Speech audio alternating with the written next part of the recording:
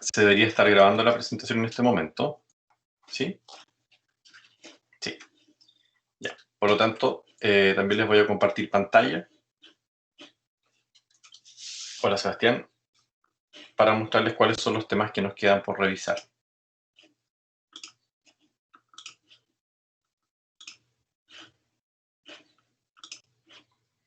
Avísenme por chat o por micrófono cuando estén viendo la presentación, por favor. O la pantalla, perdón.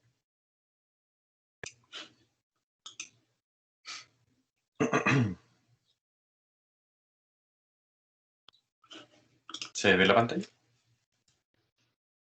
Sí, se ve, profe. Habíamos revisado 4 temas que tenían que ver con las características macroscópicas, microscópicas y el inicio de las neumonías, ¿sí? Y ahora quedamos en el tema de los casos, donde tenemos 4 presentaciones, que son esta, las lesiones macroscópicas en pulmones de ganado de lidia, la otra, que era patologías pulmonares en ovinos faenados. Después estaba esta, que era bronconeumonía supurativa. Y la última, que es la determinación histopatológica en el complejo respiratorio bovino en el Paso, Colombia. Bien, vamos a partir por lesiones macroscópicas en el pulmones de ganado de lidia, ¿ok? Para continuar con el hilo que veníamos la semana pasada del tema de las lesiones y las características macroscópicas. Bien, quiero que me cuenten quién de los presentes va a exponer en este grupo. Yo, profe, Diego Alarcón. Ok.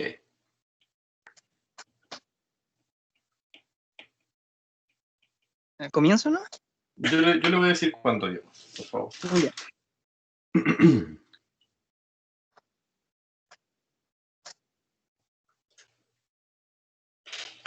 Ya, entonces les recuerdo que yo les voy a proyectar directamente desde acá la presentación y ustedes me van a ir diciendo cuándo dé el pase a las diapositivas.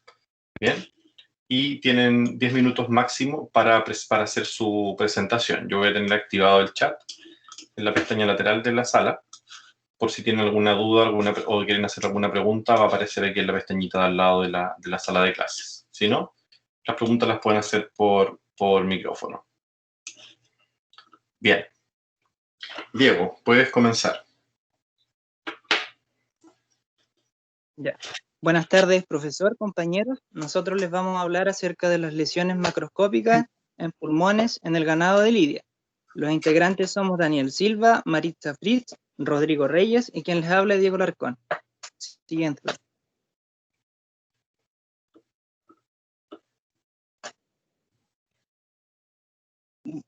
Bueno, como resumen, podemos decir que se dan a conocer cuáles son las principales afectaciones pulmonares que se observaron en los canales de los animales post-mortem, para así poder realizar una mejora a nivel productivo y también de manejo.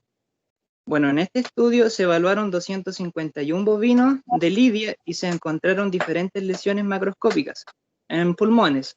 Bueno, los bovinos que eran de diferentes edades y también de sexo.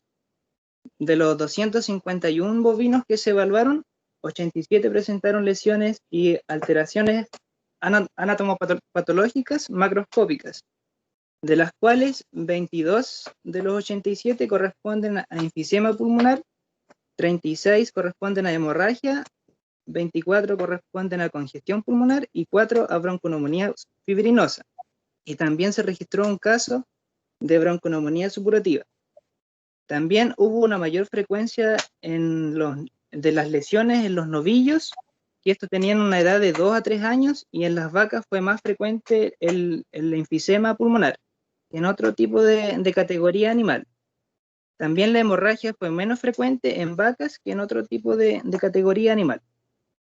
Bueno, este estudio reveló que 2 de cada 3 bovinos de la raza de lidia no presentan lesiones macroscópicas pulmonares, y en donde las lesiones agónicas más frecuentes fueron la hemorragia pulmonar, seguida de la congestión y también de enfisema pulmonar. Siguiente.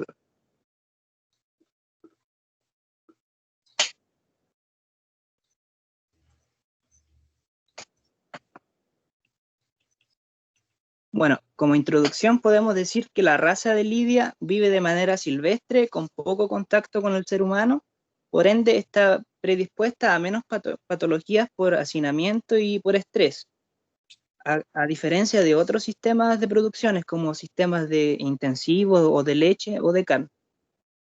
También los hallazgos patológicos pulmonares post-morte entregaron datos para poder mejorar la raza y el espectáculo, que en España se realizó este caso, y lo que buscaba era mejorar el espectáculo. Perfecto. Conociendo también la incidencia y la prevalencia de las principales lesiones pulmonares, se podría tomar medidas de prevención y de mejora para maximizar la salud pulmonar. El pulmón bovino presenta una marcada estructura anatómica y también está más vulnerable a procesos inflamatorios y también a procesos de enfisema pulmonar. Las neumonías son poco frecuentes en los terneros y los procesos neumónicos como la bronconeumonía supurativa, la bronconeumonía fibrinosa, son poco frecuentes. También se habla que la neumonía supurativa y fibrinosa se pueden encontrar, pero en bajo porcentaje. También el esfuerzo que sufren los pulmones previamente sanos pueden dar lugar a otro tipo de lesiones que son frecuentes en este tipo de aptitud productiva, que no se describe en los bovinos de producción. Y también se plantea la necesidad de estudiar y describir y discutir los principales procesos patológicos pulmonares post-mortem que se aprecian en este ganado de lidia, específicamente del espectáculo de corridas de toro y esas cosas que se dedican en España. Siguiente, bro.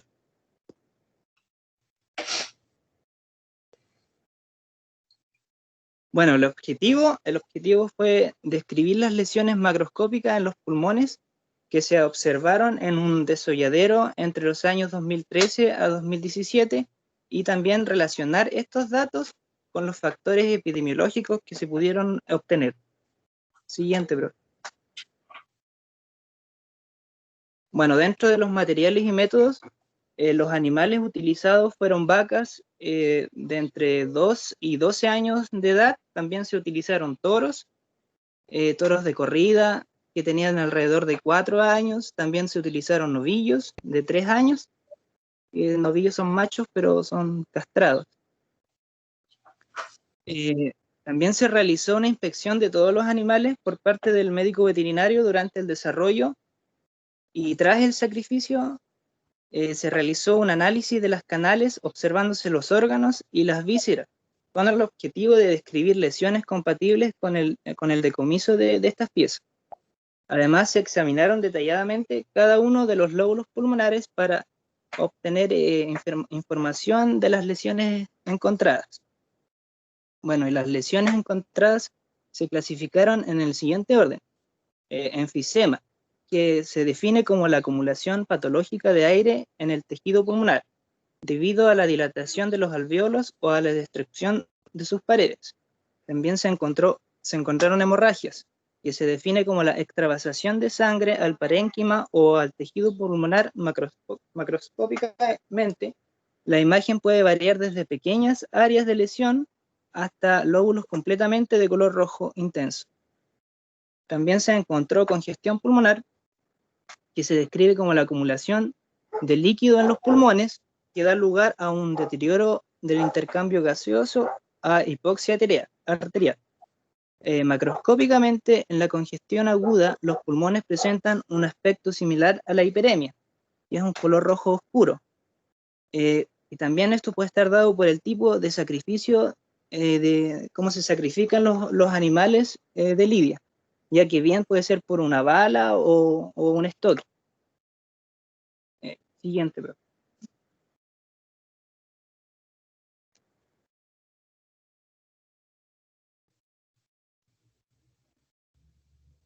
Diego, Sí, profe. Siguiente, bro. es que llegaste hasta donde decía estoque, hasta ahí te escuchamos. Ah, ya. Ahí también el tipo de enfisema, las hemorragias y la congestión pulmonar se puede producir como alteración de la causa post-mortem que produjo la muerte agónica. Ahora No, sí, no. siguiente. ¿Cómo? No O lo sea, es explico que mal. básicamente, es básicamente el tipo de sacrificio puede dar un tipo de cambio o alteración post-mortem. Ya. A eso era lo que entendía o se refería. Sí. Pues según cómo muere el animal, es el tipo de lesión que puede presentar atribuida a una lesión, pero por Un el, cambio o alteración post-mortem. Sí, claro, pero por el método de sacrificio, ¿cierto? sí. Ahora sí, siguiente, bro.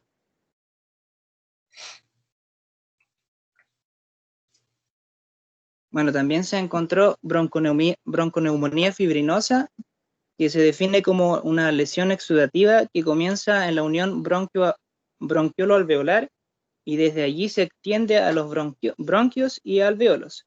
El tipo de exudado es de tipo fibrinoso y generalmente es localizada en los lóbulos craneales de uno o ambos pulmones, aunque en ocasiones puede extenderse hacia los principales. La lesión macroscópica, el aspecto puede variar en función de la evolución. En fases iniciales, el pulmón posee una coloración rojiza intensa que rápidamente la fibrina se puede depositar sobre la superficie pleural y puede conferirle un aspecto más cristalino. También se pueden formar placas de coloración amarillenta, que es poco frecuente de observar un exudado fibrinoso en cavidad pleural. También se describe bronconeumonía supurativa, que se define como lesión exudativa purulenta o macropurulenta que comienza en la unión bronquio-alveolar y desde allí se extiende a los bronquios y alveolos. Se localiza en los lóbulos craneales de uno o ambos pulmones. Las lesiones macroscópicas son lobulillos consolidados con una coloración que varía según progresa la lesión de rojo intenso a fases tempranas, que puede ser hiperemia y edema. A roso grisáceo en fases instauradas y también un gris pálido en las fases más crónicas. Ahí se muestran las imágenes en la figura 1, un pulmón con lesión de tipo bronconeumonía fibrinosa. En la figura 2 se muestra un pulmón con lesión de tipo bronconeumonía supurativa. En la figura 3 hay una sección transversal de un lóbulo pulmonar que tiene una lesión de tipo bronconeumonía supurativa. Siguiente. Consulta. ¿A qué se le denominan consolidados acá en el estudio y por qué se da este patrón? Lo que se ve aquí destacado. ¿A qué se debe que exista un patrón como el que está ahí destacado? Puede ser que está como más compactada ¿Qué me está está como respondiendo? más, Cuando se dice el consolidado, es como que está más, ¿cómo se puede decir? Es como que está más centralizada o más compactada en ciertas partes. más que No sé. compactado es como cuando se consolida la lesión, es cuando ya tiene todas las características de la lesión. Entonces, como es un área o es una zona donde no cabe duda, por ejemplo, que hay un proceso crónico o un proceso agudo, a eso se refiere. ¿Sí? Ya, profe. ¿Y de qué depende la variación en la coloración que dice acá? Dice, con una coloración que varía según progresa. ¿Me puede explicar eso, por favor? O sea, mientras más sea la lesión, más puede ser el color que va a ir cambiando. ¿Cómo mientras más sea la lesión? No lo entiendo. O sea, mientras mayor sea la lesión, ¿Mayor? o, sí, o como más grave sea la lesión, Mm, eso puede ser variar el color. no, pues ahí, fíjate, ¿qué dice el texto? ¿Lo puedes leer de nuevo? Con una coloración que varía según progresa la lesión, de rojo intenso a fases tempranas. En fases fases tempranas. Hiperemia y edema. Ya, ¿para qué se debe eso? Que en la fase temprana exista más hiperemia y edema.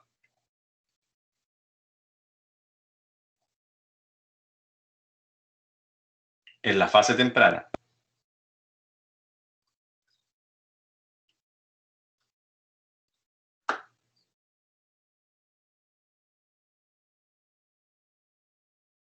Piensa, pues es simple la respuesta. Lo que está destacado en amarillo anteriormente lo dice. Según progresa la lesión. En otras palabras, ¿qué nos quiere decir aquí el autor? Que a medida que va pasando el tiempo va a ir progresando la lesión. ¿Y ese paso del tiempo cómo lo llamamos? ¿Fase? ¿Cuánto? Cuando es reciente, ¿cómo se llama?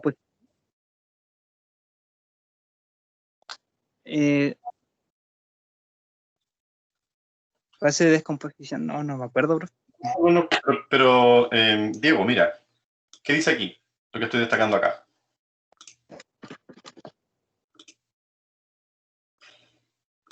Aquí arriba. Bronconeumonía supurativa. ¿Ya? ¿Qué significa bronconeumonía?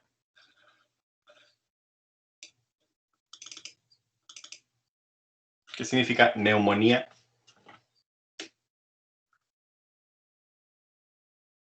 Si yo te preguntara una prueba, defina neumonía, ¿qué pondrías tú?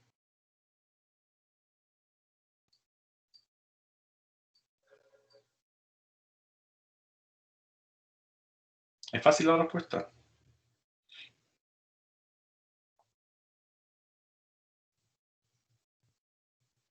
¿Puede ser una infección en los pulmones? ¿Infección? Cámbiale la palabra.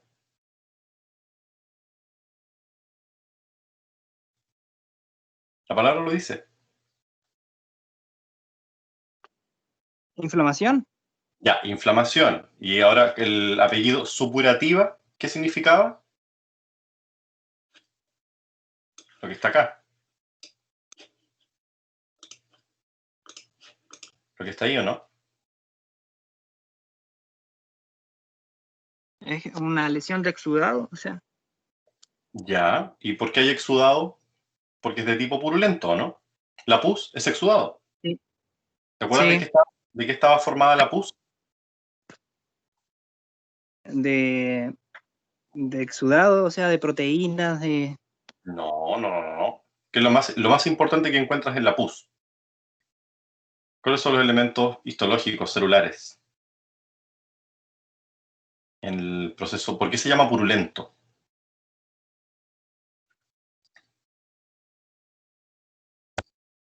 Aquí puede responder cualquier persona del grupo.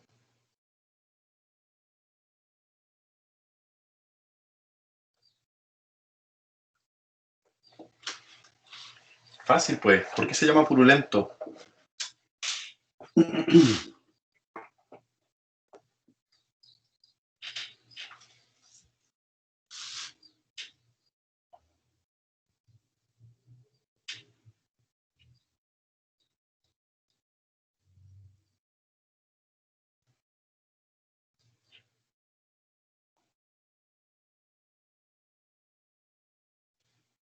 porque, o sea, hay una pérdida de pus. No. ¿Cómo? Glóbulos blancos, la destrucción de los glóbulos blancos, todo eso. No. La pregunta es, ¿por qué se llama purulento? ¿Qué significa que sea purulento? Que tiene pus, ¿cierto? Sí. Ya, ¿y de qué está formada la pus? ¿Por qué la lesión forma pus, digamos? ¿Qué significa? Es un proceso que tú me dijiste que era una inflamación, ¿o no?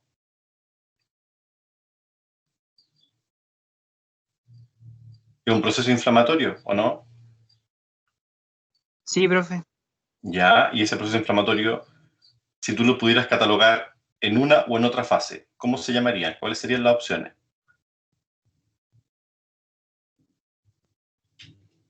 Ándate a lo más general. ¿Aguda? Ya, aguda, ¿cierto? Entonces, Sí. en la inflamación aguda, ¿qué fenómenos qué caracterizan la inflamación aguda? ¿Qué alteraciones patológicas son las claves de la inflamación aguda?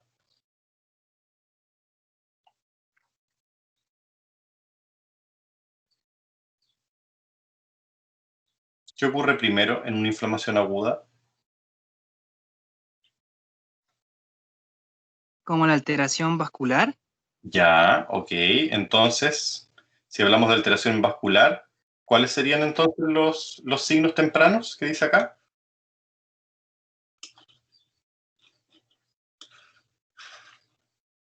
¿Está escrito? Rojo intenso.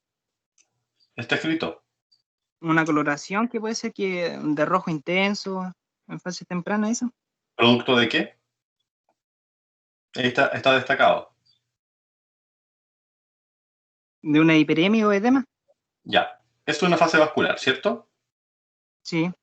Ya. Y ese cambio que aparece después, léelo. A rosa grisáceo en fases instaurados y también a gris pálido en las fases más crónicas. Ya. Rosa grisáceo en las fases instauradas, o sea, cuando ya está consolidada la inflamación, y después dice a gris pálido. ¿A qué se refiere esos colores que aparece ahí? ¿Qué está ocurriendo? ¿Por qué se ven así? ¿Por qué crees tú que se ve así? Siguiendo el mismo hilo conductor anteriormente.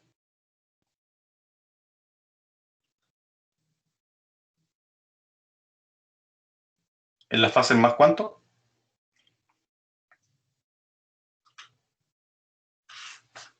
En las fases más tempranas. No, pues hombre. En las fases más tempranas había hiperemia y edema, ¿o no? Sí, profe. Ya, ¿y ahora qué dice?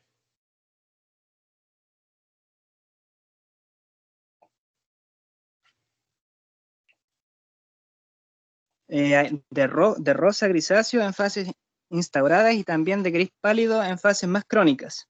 ¿En fases cuánto? ¿Más? Más crónicas. ¿A qué se debe eso, esa coloración en las fases más crónicas?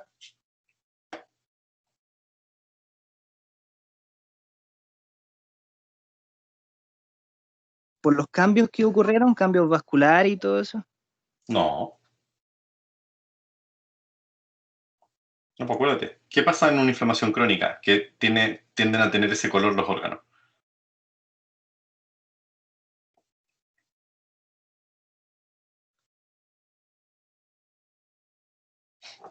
Cualquiera puede responder. En el chat igual pueden responder. Cualquier compañero de la sala.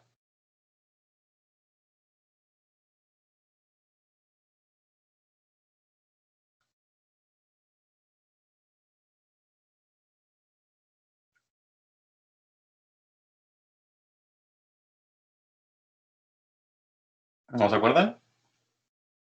Ya, pues, ¿cómo no se van a acordar si esto lo vimos? Y es ultra simple. No, no tiene que ver la congestión aquí. ¿Por qué se ve más pálido en fases más crónicas?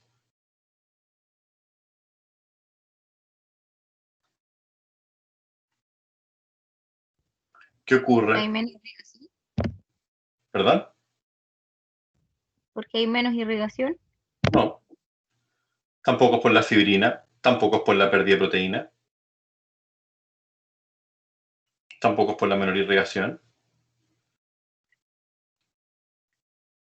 Chicos, es una pregunta muy simple la que estoy haciendo. Nivel 0. Puede ser porque va variando en el tiempo. Sí, pues, eso nos está diciendo. Varía en el tiempo. Pero ¿por qué? ¿Por qué se ve de ese color? ¿A qué obedece ese color en las fases más crónicas? ¿Necrosis, profe? Ya, pero si fuera necrosis sería más oscuro. Más negruzco. Pero aquí dice que es más gris pálido. ¿Qué se acumulaba en los tejidos en una inflamación crónica, chicos? ¿Qué había en mayor cantidad en el tejido en las lesiones crónicas? ¿Cómo? ¿Fibrina? No, porque la fibrina es una etapa aguda. La fibrina la están confundiendo con fibra, estoy absolutamente seguro. No, la fibrina es algo agudo. La fibrina es un depósito de color anaranjado, amarillento, que lo vimos en la parte anterior, ¿cierto? Pero aquí, en fase crónica, se acumula fibra. Acuérdense que los tejidos se vuelven fibrosos. ¿Se acuerdan de eso? Cuando se forma el tejido de granulación, de reparación, los tejidos se vuelven fibrosos. Se fibrosa el tejido. Es fibra, no fibrina, no lo confundan. Por eso se ve así. ¿Y cómo se llamaba cuando se acumulaba harta fibra en un tejido? Por ejemplo, en el hígado. Profe, Sí. en la fase crónica se hepatiza el pulmón, por eso se ve gris. No, el pulmón hepatizado se le llama cuando la textura cambia de la textura blanda a la textura firme. Ah, ya. Es como blando, acuérdate que es el labio. Firme es la punta de la nariz, ¿cierto? Entonces, cuando el pulmón se denomina un aspecto hepatizado, es cuando deja de ser blandito. Entonces, en cualquier proceso inflamatorio agudo, ¿sí? El pulmón, claro, es firme porque se empieza a hacer más edematoso. Eso es por la hiperemia, ¿cierto? Eso ocurre en las primeras etapas de la inflamación. Después, claro, comienza a ser mucho más firme porque el tejido y ahora se reemplaza por fibra. Por eso el color cambia. Por eso tenemos una coloración más blanquecina, como dice acá. ¿Sí? Aquí no se ve en todo caso, se ve la lesión supurativa. Pero esa foto es aguda, entonces, no es una foto crónica. Se acumula fibra en el tejido. ¿Y cómo se denominaba la acumulación de fibra en exceso en los tejidos? Acuérdense del hígado, que en los seres humanos el alcoholismo produce... ¿Cuánto? ¿Cirrosis? Cirrosis, cuando hay una gran acumulación de fibra. ¿Ya? Entonces, ¿por qué te interrumpí, Diego? Porque ese fenómeno tienen que tenerlo claro. Esa progresión. No es solo leer el texto, sino que hay que también entender lo que estamos leyendo, ¿ok? Y tener clara por qué se da esa progresión de color, en este caso bronconeumonía supurativa, ¿ya? Porque una lesión fibrinosa también puede pasar a ser supurativa, siempre y cuando existe una contaminación bacteriana o hay una proliferación bacteriana. Podemos pasar de una bronconeumonía fibrinosa a una bronconeumonía supurativa. ¿Cuándo la vamos a denominar de una o de otra forma? Dependiendo de las características histopatológicas que nosotros veamos. ¿Me entienden, chicos? La histopatología es describir lo que uno ve. Eso nunca nunca se lo saquen de la cabeza. Es decir qué estoy viendo. ¿Ok? ¿Me siguen, chicos, o no? Y son conceptos que los van a aplicar en todo contexto. En todo contexto. Hablan de una gastroenteritis fibrinosa, es lo mismo que una neumonía fibrinosa en cuanto a la apariencia. Cuando se hable de supurativo, es lo mismo, ya sea que ocurra en pulmón, en hígado, en riñón, en donde sea. Lo supurativo es lo mismo, en cualquier parte. Por eso a mí me interesa, más que aprenderse los casos clínicos, yo no les voy a preguntar cuántas vacas eran, no me interesa. A mí me interesa que los aspectos patológicos los tengan claros, ¿ya? Y después sepan describir cómo una lesión es supurativa, o sea, cómo se ve una lesión supurativa, cómo se vería una lesión de tipo fibrinosa, cómo se vería una lesión de tipo necrotizante. Esas son cosas que las podemos ver en fotografías, como lo estamos, por eso les dije, busquen imágenes, ¿ya? Porque las van a ver, tarde o temprano se van a encontrar con esas lesiones y tienen que saber, apenas vean algo, decir, ya, esto es supurativo, esto es fibrinoso, esto es necrotizante, esto es fibrino necrotizante, esto es gaseoso. ¿Me siguen? Es reconocer. Entonces, cuando vamos viendo una imagen, tenemos que reconocer lo que estamos mirando. Ya, Diego, continúe, gracias.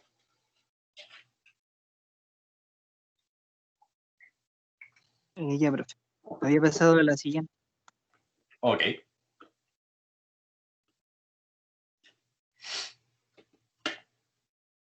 Bueno, en los resultados que se obtenieron tras el estudio, se recogieron dos tablas, en donde en la tabla 1 se muestra la categoría animal, y la presencia de las lesiones y el año del estudio que se realizó.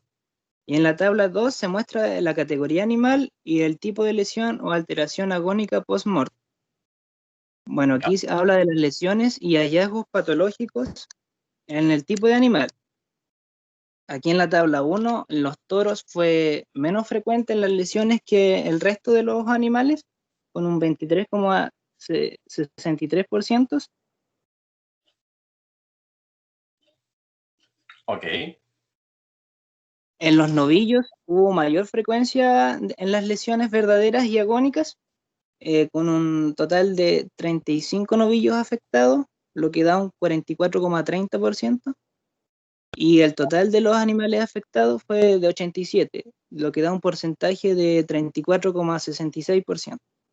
Con lesiones. Sí, con lesión. Ya. Diego, esta tablita, si yo te preguntara una prueba, ¿qué es más importante en la patología, en el curso que estamos teniendo nosotros? ¿Esta tabla o esta tabla?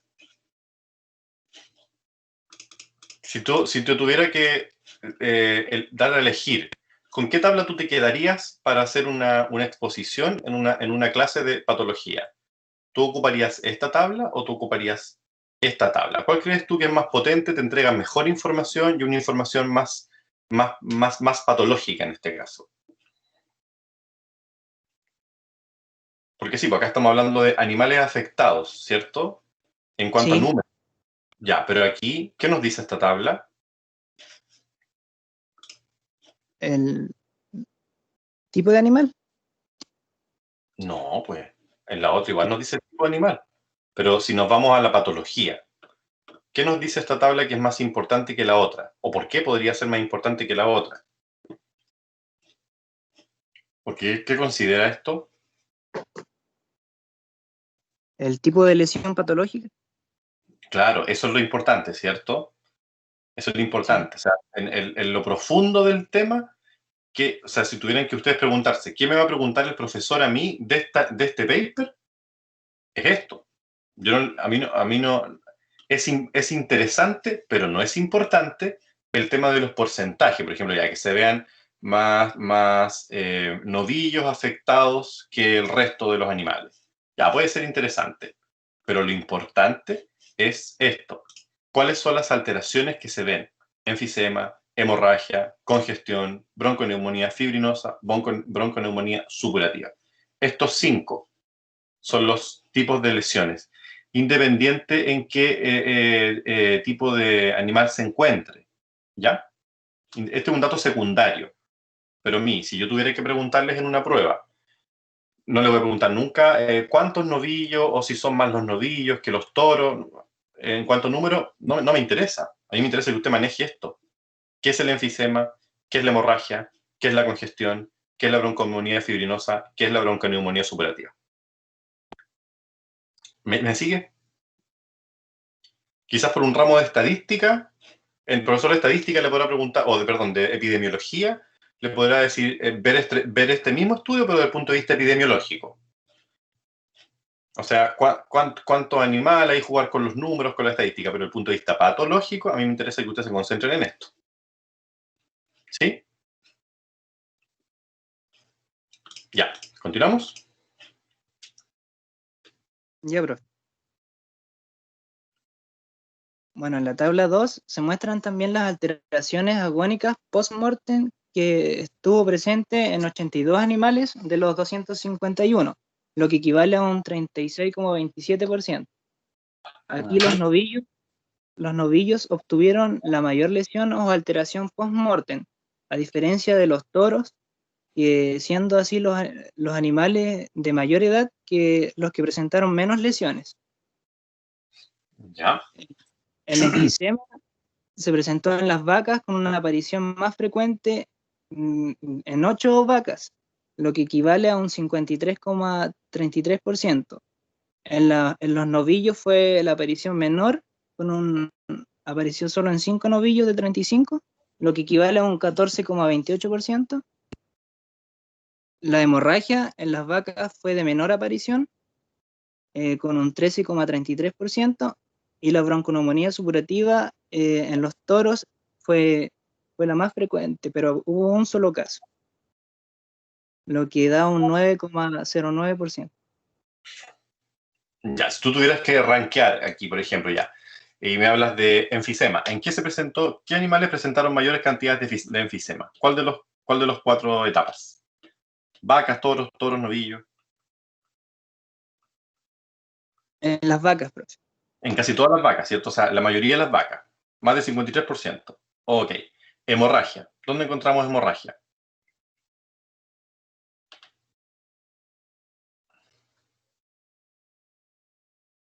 En los toros, En los toros, ¿cierto? Congestión, ¿dónde?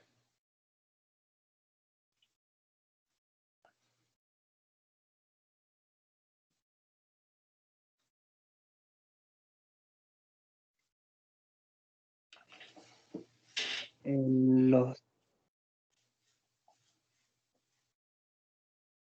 En los novillos, ¿cierto? en los novillos, sí.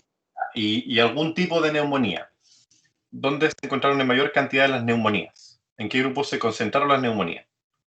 En los toros, igual. En los toros, ¿cierto? En ambos casos. Ya. Ok. Ya digo. ¿Discusión? Siguiente. Sí, bueno, como discusión, este estudio reveló que 2 de cada 3 animales no presentaron lesiones macropulmonares, y la lesión más incidente es la hemorragia pulmonar seguida de la congestión. Bueno, no se observaron casos de bronconeumonías, las que se debe a las condiciones en las que vivían los animales y básicamente de bienestar animal. Y la aparición de las lesiones de cualquier tipo fue de un 34,66%. Las lesiones agónicas como hemorragia congestiva y enfisematoso se reduce al porcentaje de 5,75%, reflejando el impacto positivo que tienen en el hábitat la vida productiva de los animales de esta raza, en comparación a las otras razas de carne o de leche. Ok. Es frecuente el enfisema en vaca que en los animales de lidia. Este porcentaje se debe a que las vacas deben someterse a un aturdimiento mecánico previo al sacrificio, provocando un enfisema intersticial producido por una inspiración forzada en los animales que son aturdidos de manera incorrecta, denominando esta lesión enfisema agónica. Ajá. Las bronconeumonías supurativas están producidas por diferentes microorganismos, entre los cuales está Pasteurella multósida o Mycoplasma bovis, que también es causante de la tuberculosis, y también las bronconeumonías fibrinosas como la monogemia hemolítica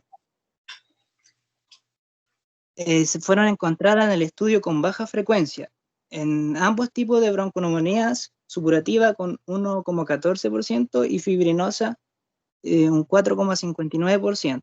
Esto puede estar dado al tipo de hábitat que tenían los animales.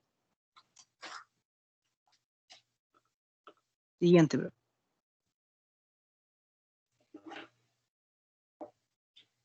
Bueno, como conclusión, podemos decir que la aparición de las lesiones pulmonares en el ganado de lidia es inferior a otras razas, o sea, a otras categorías de animales, como el lechero o el de carne, dado a cómo vivían los animales, vivían un poco asilvestrados, y también existe una poca variación de las lesiones a lo largo de los años, y básicamente es por lo mismo, porque viven como en un estado silvestre, esta raza de lidia. Eso sería. Ok. ¿Consultas? ¿Dudas?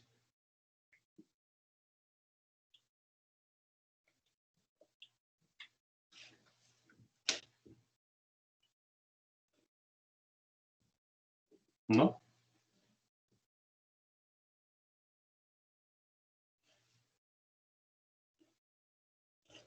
Ok, Por mi muchas, parte, no. muchas gracias, Diego. Bueno, profe, disculpe. Ya. Continuamos con patologías pulmonares en ovinos, faenados del norte del departamento de Bolivia. ¿Quién va a exponer este trabajo? ¿Se escucha? Yo, profesor. ¿Sí? ¿Quién es yo? Rodrigo Arauz. Ok, Rodrigo, yo te aviso cuándo, ¿ya? ¿Ya?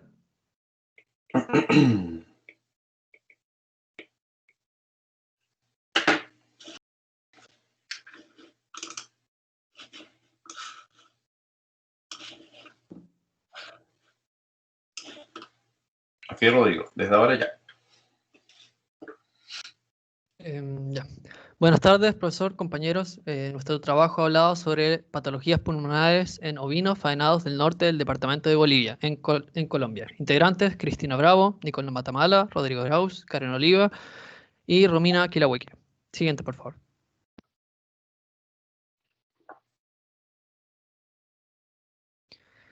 El resumen del artículo, el punteo. El trabajo trataba de describir las lesiones pulmonares macro y microscópicas de 26 ovinos faenados que no presentaban ningún signo clínico de enfermedad, encontrándose en el 92% de ellos algún tipo de lesión.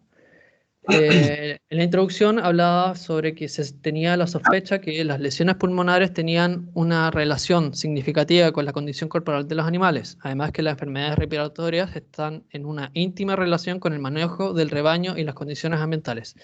Siguiente, por favor.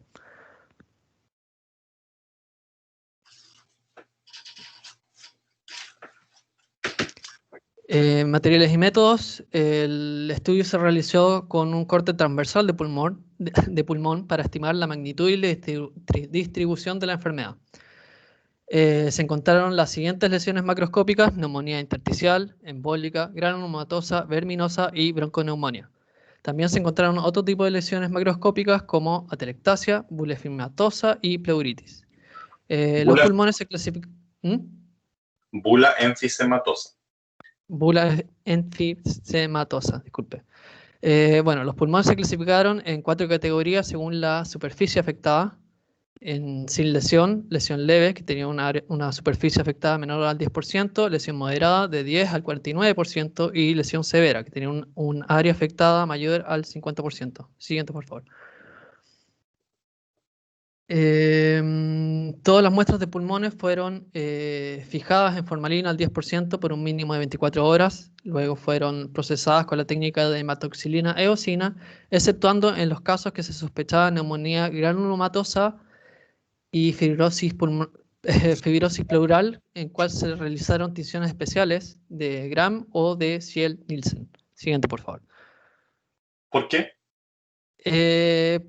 Porque, por ejemplo, la de Ziel-Nielsen creo que es para ver si hay algún tipo de parásito o larva dentro de No. esto, ¿no? No. Habla de neumonías granulomatosas. Tinción. ¿Qué identifica el Ziel-Nielsen? Es un tipo de tinción. Ya, sí, pero ¿para qué? Microorganismos, profe, como bacterias. Ya, pero bacterias puedo teñirlas con cualquier tinción, como Gram, por ejemplo. Pero Ziel-Nielsen.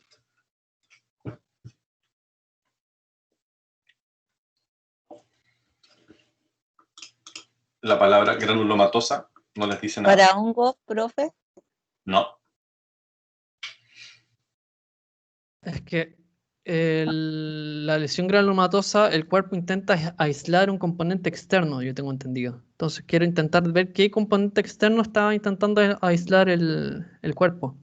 No, porque me está ¿No? explicando lo que es un granuloma. Pero dice para las neumonías granulomatosas.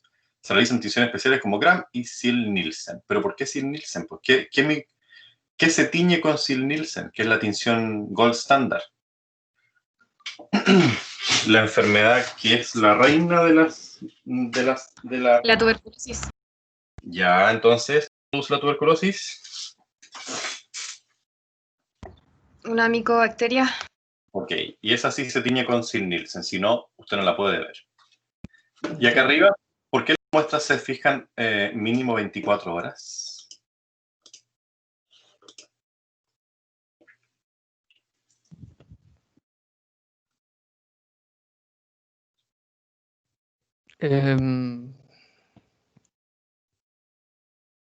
Supongo que es el proceso normal. Ya, pero ¿por qué? Mm,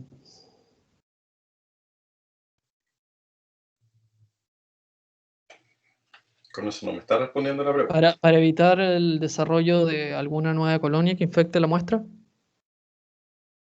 ¿Ni por qué si la muestra ya la sacó?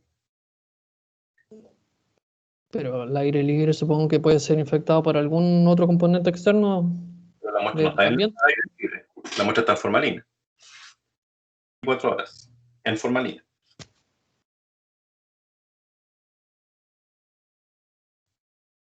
Porque de esa forma la formalina penetra mejor los tejidos y se preservan mejor para después poder estudiarlo. Ya, porque el periodo mínimo para que la formalina penetre los tejidos y se fije en los tejidos y no tengamos autólisis de los tejidos es fijar las muestras mínimo 24 horas en formalina. No menos que eso. ¿Y cuánto tiempo pueden estar máximo las muestras en formalina?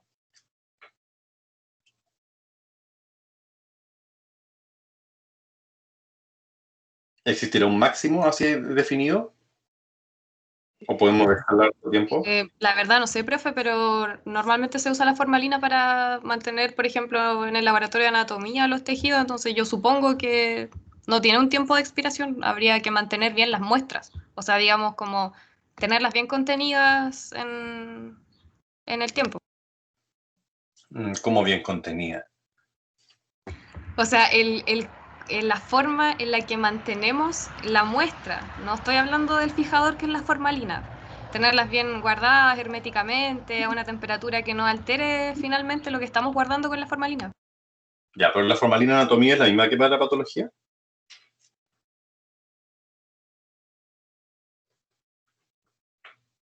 Porque las muestras de los pulmones, ¿para qué vamos a ocupar las muestras de los pulmones para dejarlas en un frasco, en un mueble en el laboratorio? ¿O para hacer histopatología? Histopatología, pero no sé si será la misma que se ocupa para fijar. Histopatología, ¿cierto? Y las muestras, la formalina, claro que no es la misma. La concentración no es la misma. La formalina, el componente es el mismo, pero la concentración no es la misma. El 10% es la concentración que se utiliza para histopatología. No es la misma concentración que ustedes ocupan en anatomía o en parasitología. ¿Ya? Porque si metieran una muestra para histopatología en un frasco de la misma formalina de anatomía, se les reseca la muestra y les queda dura por fuera y blanda por dentro. Entiendo. Ya. Siguiente. Resultado de discusión. Como mencioné anteriormente, los 26 ovinos no mostraban ningún signo clínico de ninguna enfermedad respiratoria, no presentaban ni disnea, tos o secreciones nasales. Como resultado, se comprobó la sospecha que se tenía el trabajo que la pleuritis y la neumonía verminosa sí presentaban una relación significativa con la condición corporal de los animales. Además que los animales que se veían afectados con lesiones pulmonares severas, también se veía esto asociado con la condición corporal baja del animal.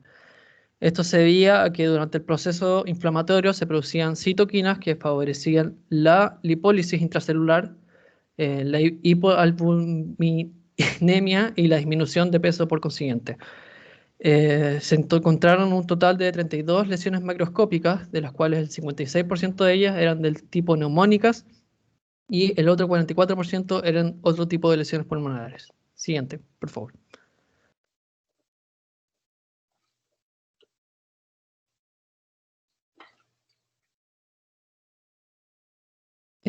Aquí podemos ver una tabla con las patologías presentes en los ovinos. Tenemos las lesiones microscópicas, que fueron los disturbios inflamatorios, disturbio de insuflación, trastorno de crecimiento celular, disturbio de la microcirculación, los trastornos respiratorios. Tenemos neumonía intersticial no supurativa, neumonía intersticial mixta, neumonía granulomatosa, neumonía piogranulomatosa, neumonía broncointersticial mixta, bronconeumonía supurativa y pleuritis. Y las lesiones macroscópicas, que tenemos la neumonía intersticial, neumonía embólica, neumonía granulomatosa, neumonía verminosa, bronconeumonía, atelectasia, bulefimatosa y pleuritis, que serán todas explicadas un poco más abajo. Siguiente, por favor. Rodrigo, vas demasiado rápido, entonces en algunas palabras las estás pronunciando muy mal.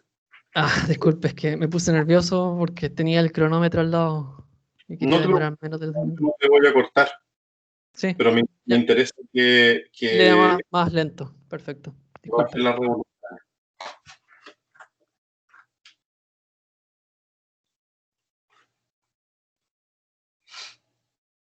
En la discusión tenemos que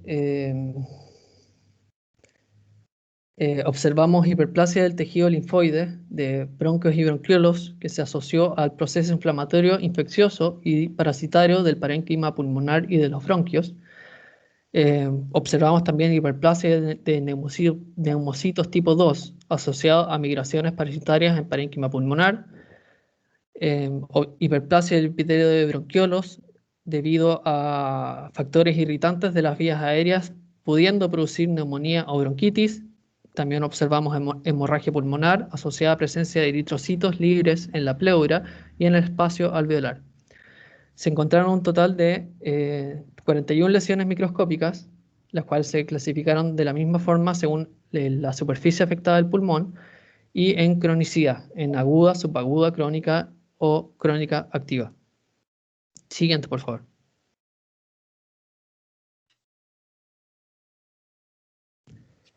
El diagnóstico histopatológico es indirecto, con agentes con patrón anatomopatológico se deben confirmar por serología, microbiología y biomolecular. En casos de sospecha de neumonía granulomatosa, debe ser por histología, se descarta, así de esta forma descartando, valga la redundancia, la misma neumonía granulomatosa o tuberculosis y otro tipo de bacterias. Siguiente, por favor. O sea que tengo que ver qué bacterias están presentes en la muestra, qué tipo de anticuerpos están en la sangre, y en caso de que sospeche que haya neumonía granulomatosa, tengo que hacer una muestra histológica para ver si hay algún tipo de larva o bacteria en la muestra, antes de decir qué tipo de neumonía es. Por eso es indirecto. Sí, pero podría decir que es granulomatosa, ¿cierto? Se podrían ver los nódulos, pero habría que confirmarlo con el examen histológico. No, claro, a la histopatología tú puedes ver los granulomas, pero no podrías decir el agente causal. Sí. Podrías decir la estructura histopatológica. Se ven granulomas, se ven focos con necrosis gaseosa, por ejemplo, necrosis de tipo coagulativa, más bien en realidad es necrosis gaseosa, donde pueden haber depósitos de calcio, pero no podemos, no llegaron, por ejemplo, a determinar cuál es el organismo que provocaba eso. Porque acuérdate que tanto las migraciones larvarias como algunos tipos de bacterias producen también una neumonía de tipo granulomatosa. Ya. Como mencioné antes, aquí observamos los tipos de lesiones en la tabla. Tenemos la neumonía intersticial, que es conocida como neumonitis, que es distribución pulmonar difusa, afectada a todos los lóbulos pulmonares, acompañados de edema y efisema. En la imagen creo que podemos observar ciertas áreas semitransparentes que deberían ser los efisemas. Abajo tenemos la neumonía embólica, que posee una distribución. Por ejemplo, la parte de abajo yo veo unas partes blancas que deberían ser la presencia del aire en los sacos. ¿Acá o arriba? ¿Cuál de las dos? La primera imagen veo unas áreas blancas que debería ser la presencia de aire.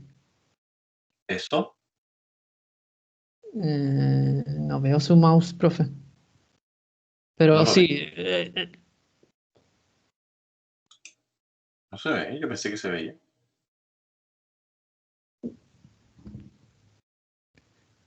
¿dónde? Tengo Esa la... área y la área de arriba están las venas, la arteria y hay unas pelotitas blancas.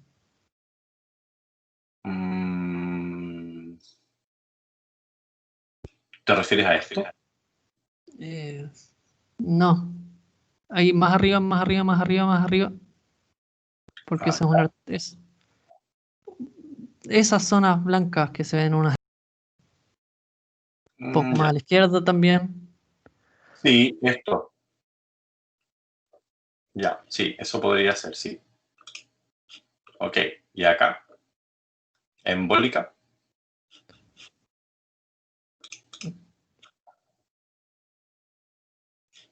Entonces, la siguiente que tenemos es la neumonía embólica, que es una distribución típicamente multifocal, caracterizada por la presencia de numerosos focos de inflamación afectando todos los lóbulos pulmonares. En la imagen se puede ver todas estas manchas de forma aleatoria en toda la superficie del pulmón. Por eso multifocal. Eh, Siguiente.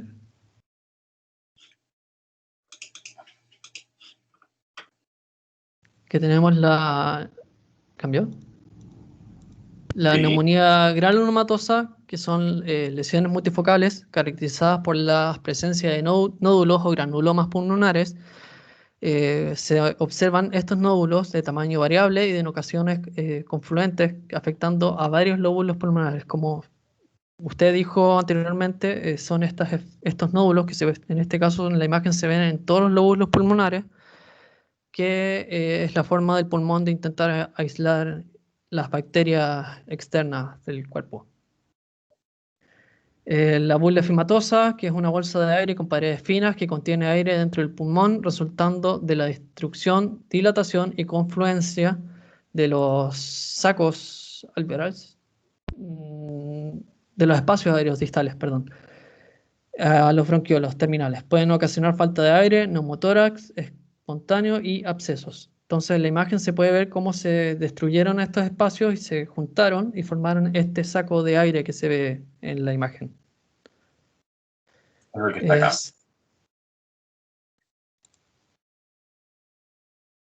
Se sacó más abajo. Acá, pues. Sí, no es que en mi computador se veía la mitad, se veía la raya. Ese saco que es enorme, que es un saco de aire simplemente. Ok. Después tenemos, siguiente, la neumonía verminosa, que suele presentarse con un aspecto grisáceo característico. Se caracteriza por la ingestión de larvas que se alojan en los pulmones de los animales. En la primera imagen podemos ver el color, como menciona, grisáceo característico, y en la foto B podemos ver estas formas ovales que deberían ser las larvas presentes en el pulmón. Por ejemplo, ¿qué larva en oveja?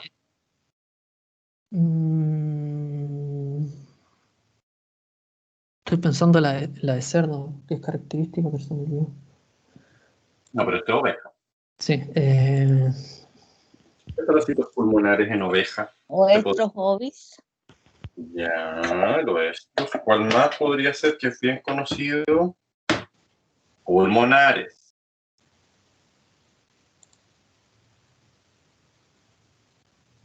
El Protostrongylus decía en el paper. Ya, ¿y cuál más que es bien conocido, bien típico? La Dictyocaulus filaria.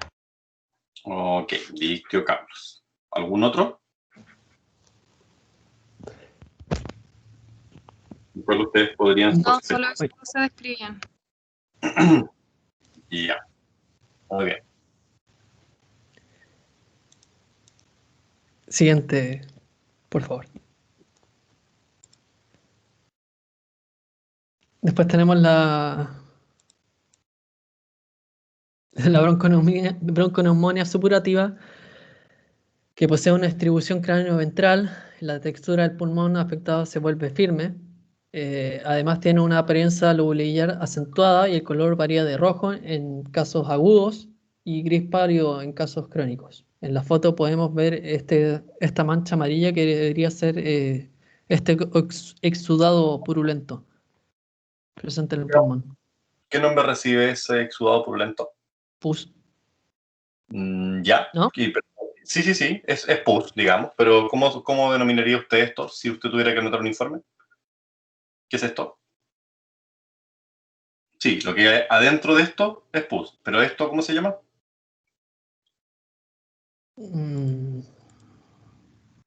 Un pulmón.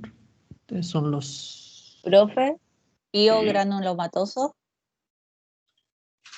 No, piogranulomatoso es cuando se ven los granulomas. Lo que estamos viendo acá es piogranulomatoso, esto de aquí. Porque tiene este aspecto como duro, ¿sí? Amarillento, pero duro, con aspecto de queso.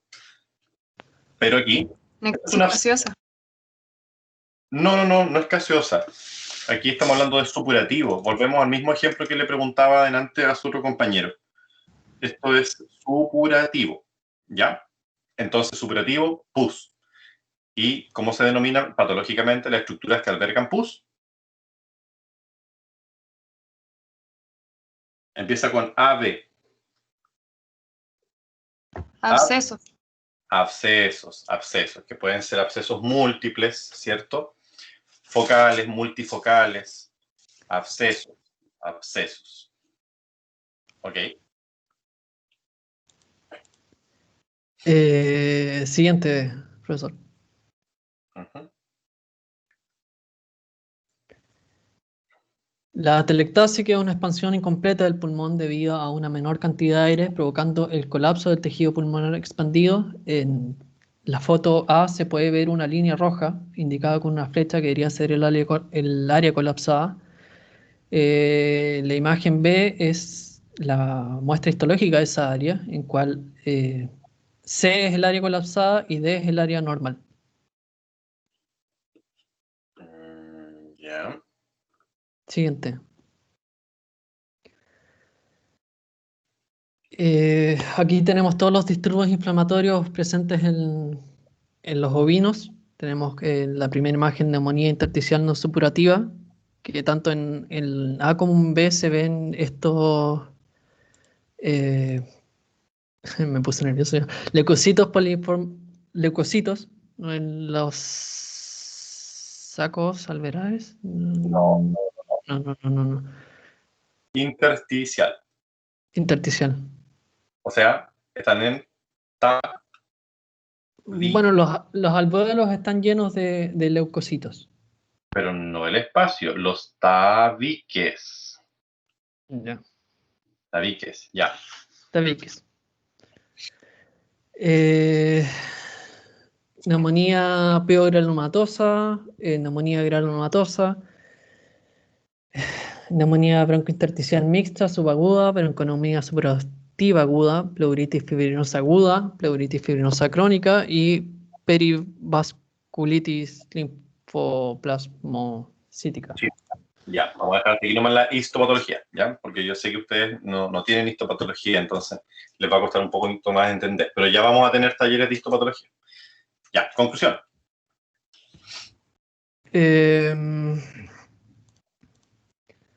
Siguiente, o sea, sí, siguiente, que no sé. Estoy en conclusión.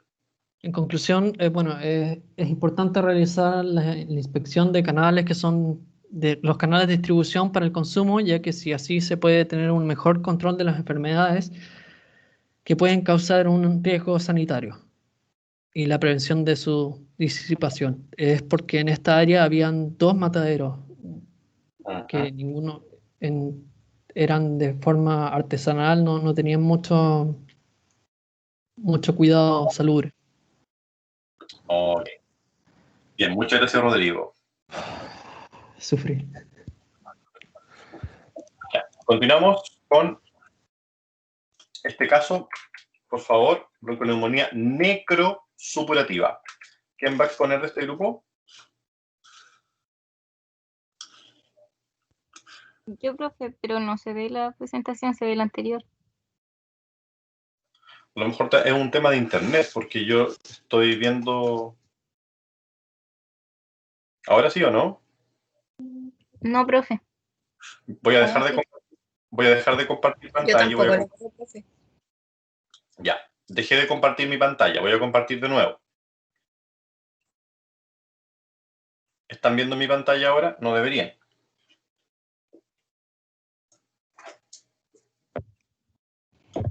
No, ya no se ve su pantalla, profe.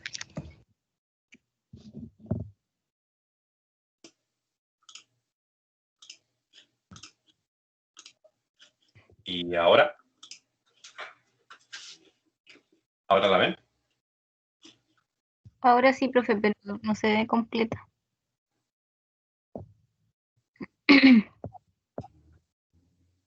¿No se ve completo? Ahora sí, ahora sí. Ok.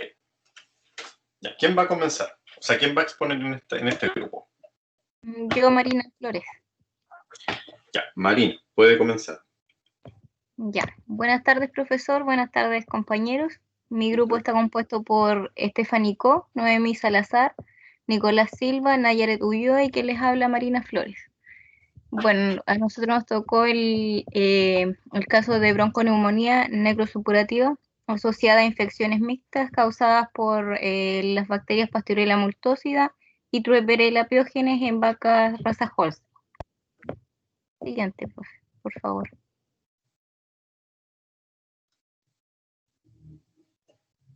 Ya, a modo de resumen, como les mencioné anteriormente, nos tocó un caso de una vaca raza Holstein de aproximadamente 3 años de edad, la cual presentaba signos clínicos de enfermedad respiratoria y esta no tuvo una respuesta positiva a los tratamientos que se le administró.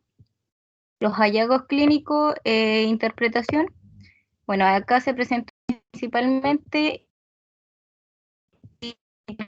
y depresión, también y expiración audible y estertores en el área craneoventral de los campos pulmonares a la auscultación pulmonar. En el examen post-mortem se pudo observar los lóbulos de ambos pulmones, tanto los lóbulos craneal como medio, que no colapsaron. Y estos presentaron, ustedes estaban cubiertos de material fibrilar centrino y también tenían áreas blanco-amarillenta con bordes difusos y alteraciones con áreas rojas. ¿A qué se debe que los pulmones no hayan colapsado al abrir la cavidad?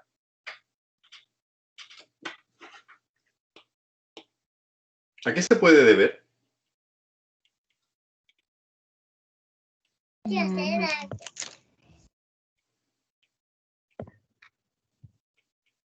¿A la falta de aire?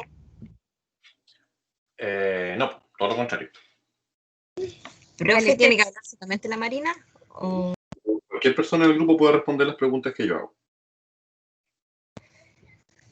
Es que se supone que cuando se abren los pulmones se debería haber habido la... Puta, no sé cómo explicarle.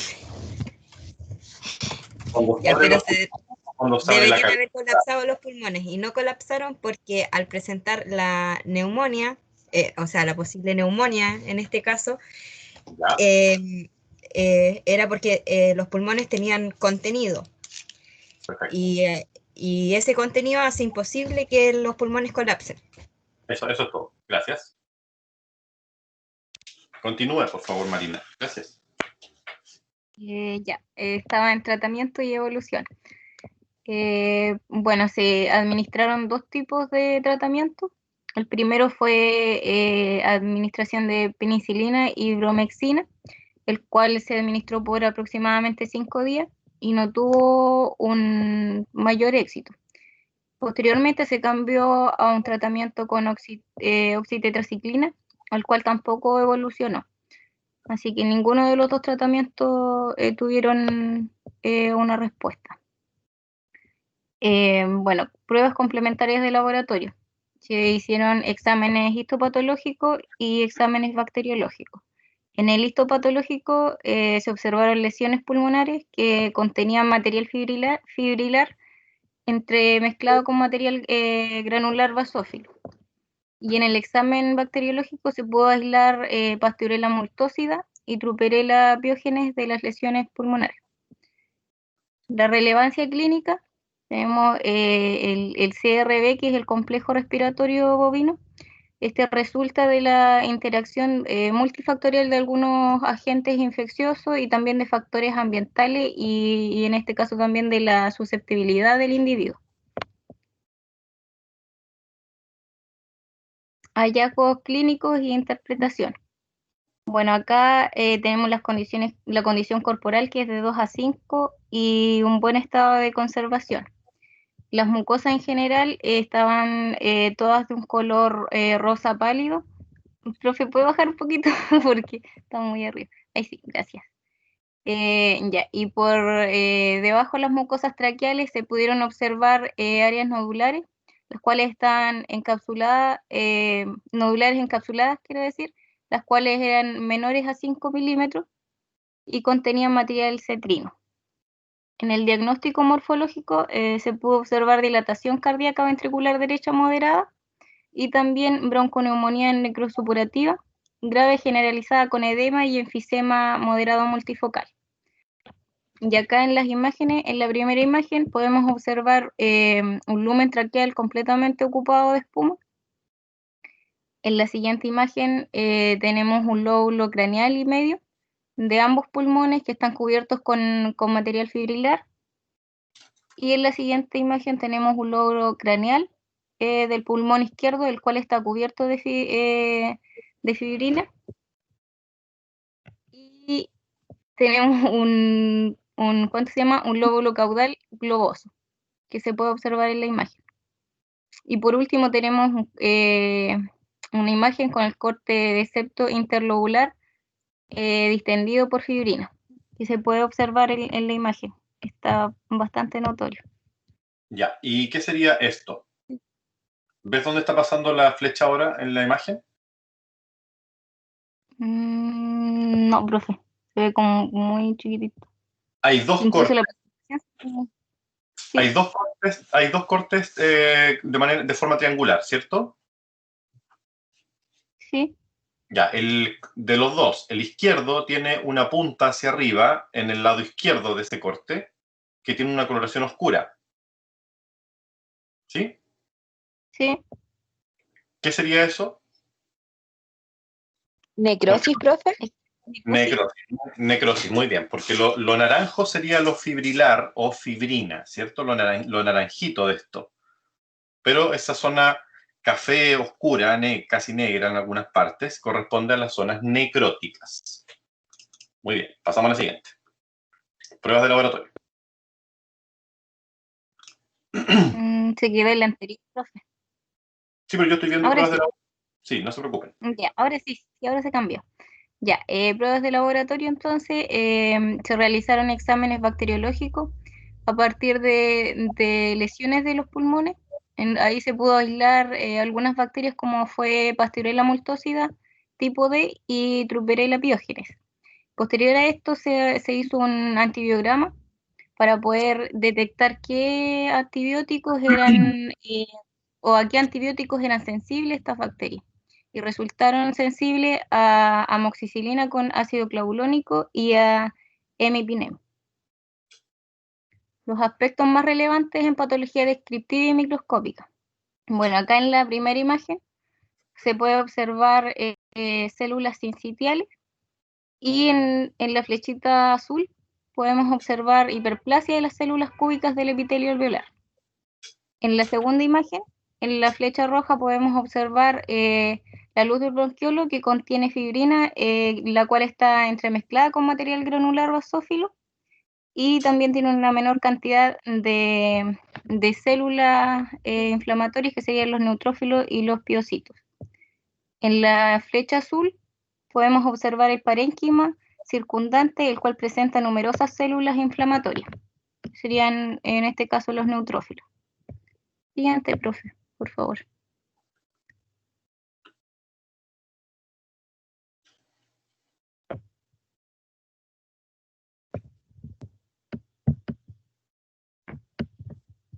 Profe, ahí sí. Gracias. Ya, acá en la primera imagen, en la flechita roja, podemos observar un epitelio bronquiolar que exhibe 3 cuerpos de inclusión, citoplasmáticos y eosinofílicos. Y en la flecha azul podemos observar en la luz del bronquiolo que hay abundante fibrina entremezclada con colonias bacterianas.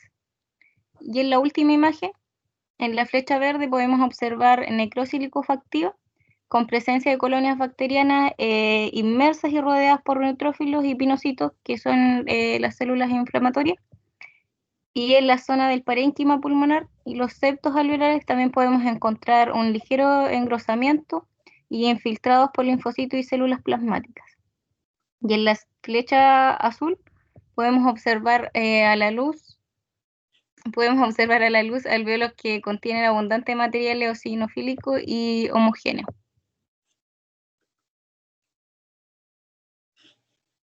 Y por último, discusión y relevancia clínica. Bueno, acá tenemos el virus PI3 y BRCB, el cual es el causante de enfermedades transitorias manifestadas por neumonía. La neumonía es causada por un desequilibrio entre esta tríada, que la tríada son estos factores medioambientales estresantes, diversos agentes infecciosos también, y los mecanismos de defensa del animal. Infecciones respiratorias, estas causan disminución de los mecanismos de defensa y del pulmón, y se presentan también como rinotraquitis, puede ser aguda o transitoria. Y los síntomas principalmente son hiporexia, disminución de la producción láctea, depresión, cuello hiperextendido, descarga nasal purulenta, puede ser unilateral o bilateral, traqueotomía, disnea y sonidos respiratorios. Esta también puede presentar fiebre o puede también no presentarla. Los agentes bacteriológicos son manemia, hemolítica, Pasteurella multósida, Histophilus somni, además Truperella biógenes, y esta es como que actúa como agente secundario. Ok. Eso sería, profe. Gracias. Ok, muchas gracias. Último trabajo. Último grupo. Ya está proyectado. Corresponde al trabajo denominado determinación histopatológica de patrones neumónicos de complejo respiratorio bovino en el municipio Paso, Colombia. ¿Quién va a exponer?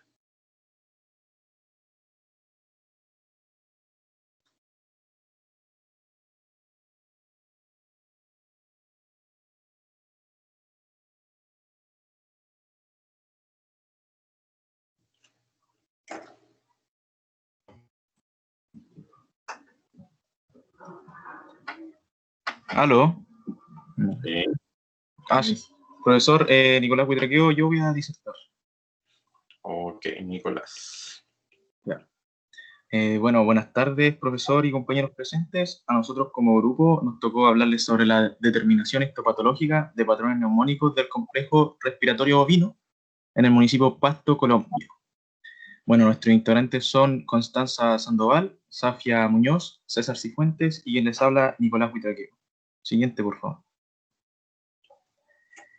Bueno, a modo de resumen, tenemos que en este artículo se habla sobre el complejo respiratorio bovino, el cual consiste en combinaciones de diferentes agentes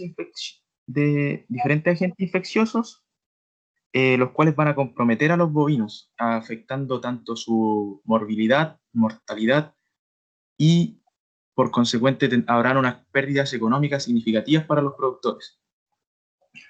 Bueno, también en el artículo, en este artículo se basa en un estudio en el cual se tomaron muestras de 112 pulmones bovinos decomisados en la planta faenadora del municipio de Pasto, en Colombia, para posteriormente realizar una descripción histopatológica e identificar el patrón de distribución y grado de severidad de las diferentes enfermedades del complejo respiratorio bovino que se pudiesen encontrar. Bueno, las lesiones fueron separadas en lo siguiente.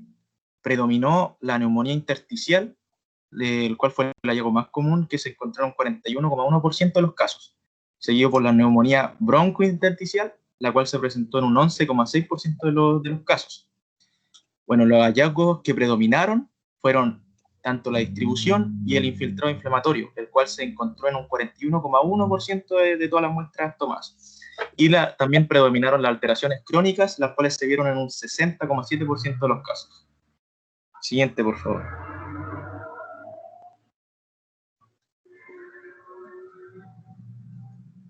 Bueno, a modo de introducción, tenemos que las pérdidas más importantes en el sector ganadero se generan principalmente por patologías que afectan al sistema respiratorio.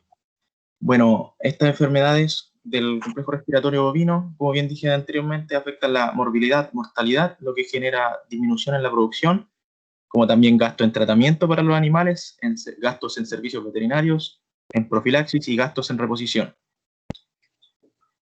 Bueno, el complejo respiratorio bovino son unas patologías importantes a la cual se le atribuyen múltiples agentes responsables, de los cuales tenemos aquí los virus, tenemos al PI3, BRCB, HPV1, BDBB, COPB, ADBB, RB. Y también tenemos a las bacterias como la Mannheimia hemolítica, Alistophilus somni, la Pastarella multocida, Tropirella biogenes, Mycoplasma sp y el Mycobacterium bovis. Bueno, algunas de estas bacterias forman parte de la microbioma normal, por lo que es ampliamente negativo en animales inmunodeprimidos. ¿Qué quiere decir esto? Que diversos factores, como lo son el bien conocido estrés en los animales, pueden generar que los animales se hagan inmunodeprimidos, por lo que su microbioma normal puede proliferar de manera acelerada, por así decirlo, y causar efectos negativos más de los benéficos que causan en el animal. Bueno, la realización de estudios se centra en determinar la presencia de agentes de forma indirecta por métodos serológicos, entre los cuales se recomiendan en este estudio el PCR y el ELISA, los cuales miden la respuesta a anticuerpos frente a antígenos comunes. Bueno, el estudio que había quedado arriba. ¿Verdad? Sí, el objetivo del estudio fue determinar mediante esta patología los patrones neumónicos del complejo respiratorio bovino y relacionarlos con aspectos clínicos de la enfermedad en el municipio de Pasto.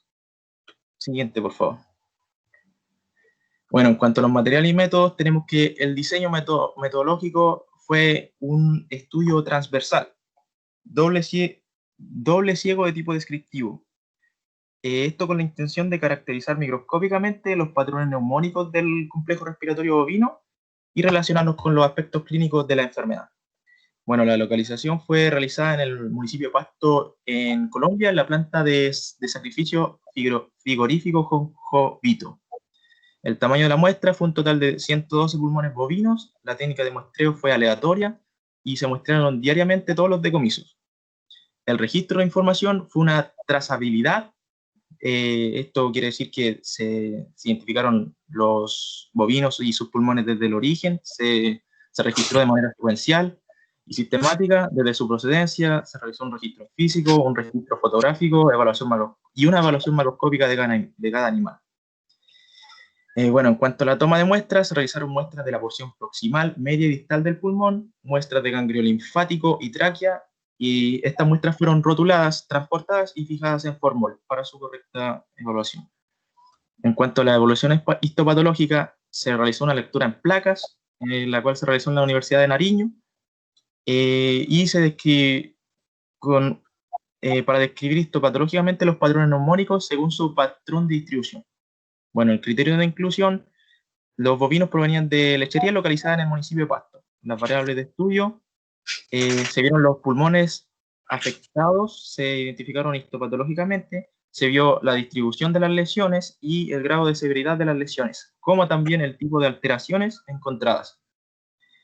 El análisis estadístico para la caracterización se empleó una característica descriptiva que debe ser lo más detallada posible. Se estableció el porcentaje de muestras de infección viral bacteriana y se determinó el porcentaje de los pulmones afectados. Siguiente, por favor. Bueno, en cuanto a los resultados de la evaluación macroscópica, el 98% de los casos, las lesiones fueron de grado 3. ¿Qué quiere decir esto? Que más de un 11% del pulmón ya estaba afectado. Esto significa que al momento del sacrificio, los animales presentaban signos de la enfermedad. Antes de haber sido sacrificados ya presentaban signos.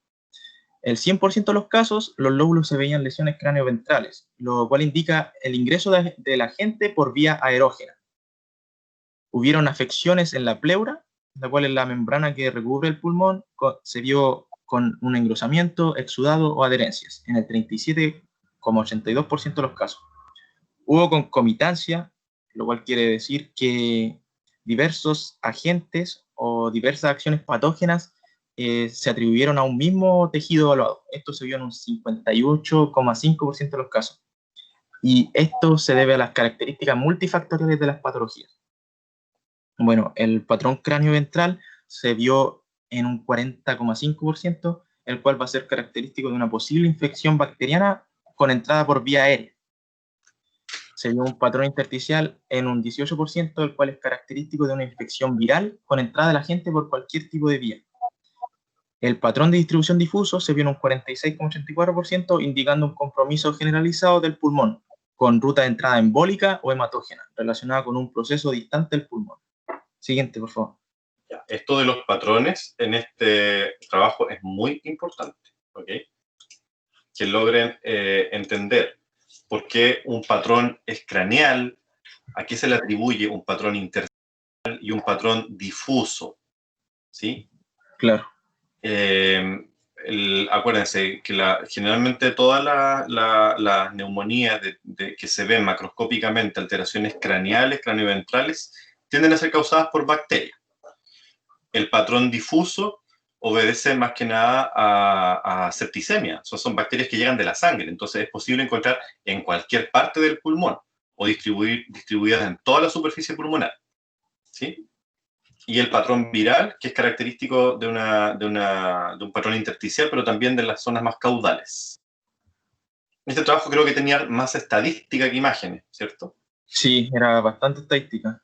Sí, entonces aquí hay que concentrarse en cuáles fueron el procedimiento que se hizo. Por eso les quise poner este trabajo, porque si bien no iban a ver tantas imágenes, pero sí era interesante, si han seguido la línea que ha descrito Nicolás, cómo se hizo el estudio, ¿ya? Que se quería determinar mediante histopatología patrones neumónicos que coincidieran con el complejo respiratorio bovino, ¿sí? Y para esto se mostraron tantos pulmones, aquí no se habla de animales, sino que se habla de pulmones derechamente, y esos pulmones eran provenientes de animales faenados y se tomaron muestras, aquí aparecen, muestras de porción proximal, media, distal del pulmón, ¿ya? Para poder observar después esas regiones y poder determinar qué tipo de lesión presentaba, ¿ok? Ya, Nicolás, continuamos con los resultados. Evaluación microscópica. Ya, gracias, profe. En cuanto a los resultados de la evaluación microscópica, tenemos que a través de estos 112 pulmones decomisados, predominó la neumonía intersticial, como bien dije delante, en un 41,1% de los casos. Seguido por la neumonía broncointersticial, la cual se vio en un 11,6% de los casos, y hubo un porcentaje bajo de pulmones aparentemente normales. Bueno, en las siguientes 3 imágenes que podemos ver, se aprecia el hallazgo más común, cuál fue la neumonía intersticial en el pulmón bovino. Estas imágenes nos indican con la IF, que se puede ver ahí, infiltrado inflamatorio, Sí. y también la presencia de lo que está marcado en la primera imagen, HP, la cual corresponde a engrosamiento de la capa media de las arterias. Ya, esto que dijimos que era la neumonía intersticial ocasionada ¿por qué microorganismo en mayor cantidad? ¿Por? Microorganismos que entran por la vía aérea. Claro, pero ¿qué tipo de microorganismo? Bacterias. No, intersticial, aquí lo destaqué. Viral. Ah, viral. Viral, característico, ¿ya? Y estamos sospechando de algo viral, en mayor cantidad, ¿ya? No quiere decir que bacterias no, pero aquí la mayoría de los casos fueron virales. ¿Ya? Intersticial, porque este patrón intersticial es el engrosamiento de estos tabiques, pues, donde ustedes ven gran cantidad de células engrosando estos tabiques, de lo que se apuntaba con las flechas. Siguiente. Ya, gracias, profe. Bueno, en un 3,6% de la población se encontró severa fibrosis pulmonar. Su cronicidad impidió determinar el tipo de lesión y distribución. En las siguientes 3 imágenes que se pueden ver, se ve la fibrosis, la cual nos indica el TC, nos indica la presencia de reemplazo del parénquima pulmonar por tejido conectivo. Sí. En 1,8% de la población se encontró hemorragia pulmonar. Antes de eso, Nicolás, aquí dice que se encontró fibrosis, pero impidió determinar el tipo de lesión y podríamos sospechar de algún origen. Si hablamos de fibrosis, ¿podemos sospechar qué pudo haber provocado la fibrosis? Con todo lo que ustedes ya saben. ¿Por qué puede haber fibrosis pulmonar?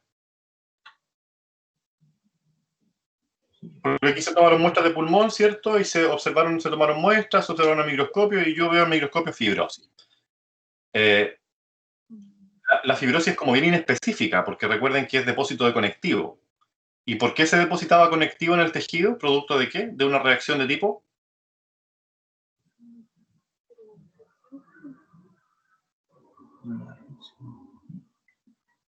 ¿Crónica?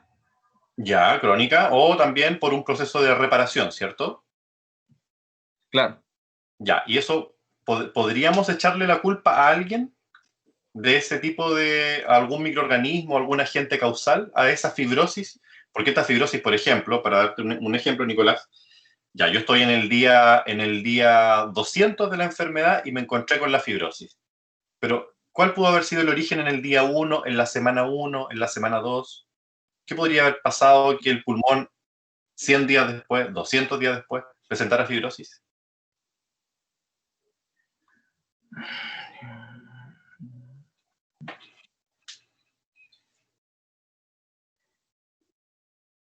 Tiene que ver con lo que expusieron los compañeros anteriormente.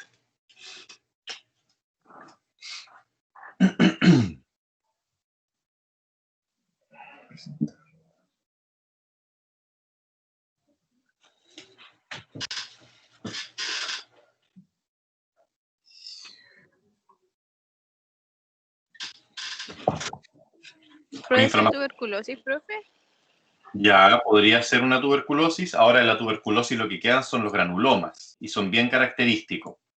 Pero otra alteración pudo haber sido una neumonía anterior, una neumonía o una bronconeumonía, ¿cierto? Supurativa, pero vieja, pasada, así como el año pasado o el año antepasado, donde el pulmón finalmente sufrió de necrosis el tejido y con el tiempo se fibrosó y se reemplazó ese tejido lesionado por fibra. Y es simple. Comprendo, profe. Ahí pudo haber ocurrido entonces en eso que tú ves como fibra, un proceso inflamatorio, pero antiguo. Eso ya pasó. Yo estoy viendo ahora la fibra que es parte del proceso regenerativo, entre comillas, como del proceso de curación del tejido. Distinto a una neumonía intersticial, porque la neumonía intersticial a mí me está dando una señal de qué puede ser. La neumonía intersticial, ¿tú dirías que es algo más agudo o más crónico?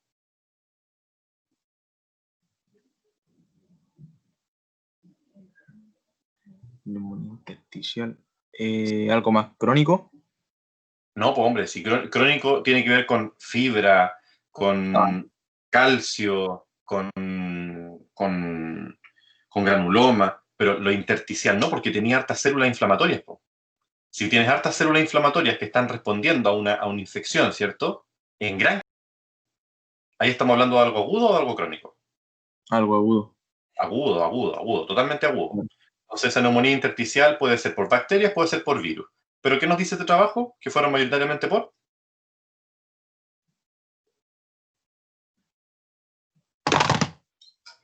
Según lo que vimos aquí, intersticial. Por virus. Por virus. Ok. Ya. Continuamos, Nicolás. Gracias. Ya, bro. Bueno, en 13,4% de las muestras no fueron evaluadas debido a diversos factores que alteraron estas mismas. 25% de la población las lesiones fueron moderadas. En 23,2% de la población las lesiones fueron severas. Y bueno, predominaron las alteraciones crónicas, abordando un 60,7% de la población y adicionándose a estas formación de tejido conectivo en un 25,5% y fibrosis en un 7,2%. Ya, fíjense que, perdón, es súper alto el porcentaje de alteraciones crónicas. Súper alto. Como que todos los pulmones antes, o sea, todas esas vacas piensen que finalmente cada pulmón es una vaca. Entonces, como que todos estos animales anteriormente pasaron por un proceso infeccioso, pero que lo que están viendo ahora, imagínense ustedes que el proceso infeccioso ocurrió meses antes y no fue tratado, y como no fue tratado, el tejido reparó y reparó por fibrosis.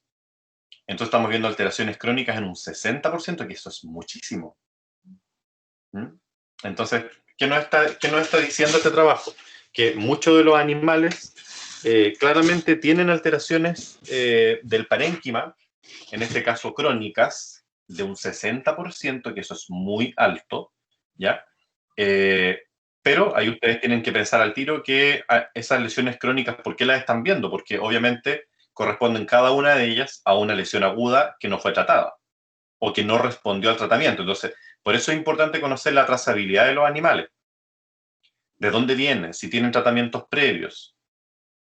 ¿Sí? Porque si conocemos el origen, de dónde vienen y podemos hacer un seguimiento, a lo mejor podríamos llegar a entender, por ejemplo, que si estos 112 o 212 pulmones llegaron desde 4 predios distintos, nosotros podríamos ir a los registros de esos predios y podríamos chequear si es que se hicieron exámenes antiguamente en ese predio o si hicieron tratamientos respiratorios antiguamente en esos 4 predios. ¿Me entienden qué quiero decir? Sí, profe. Sí, profe. Porque si no llegamos a ningún antecedente, claramente coincide con que tengamos muchas alteraciones crónicas. Porque nos vamos a encontrar con pulmones que están todos fibrosados. Ya. Continuamos. Ya. Bueno, el patrón de distribución infiltrado inflamatorio fue variable. Se vio un 41,1% de infiltrado mononuclear en espacio intersticial. Se vio un 9,8% de infiltrado mononuclear en vías aéreas y en el espacio intersticial. Adicionalmente, se encontraron infiltrados supurativos mixtos y granulomatosos en la pleura, en la vía aérea y en el parénquima. Bueno, la entrada del agente por vía aérea con participación concomitante de agentes virales produjo los siguientes hallazgos. La hiperplasia del epitelio de las vías respiratorias fue la más frecuente, la cual se presentó en un 31,3% de los casos. Un 4,5% de presencia de sincitios en vías respiratorias, un 7,1% de aplanamiento del epitelio en las vías respiratorias.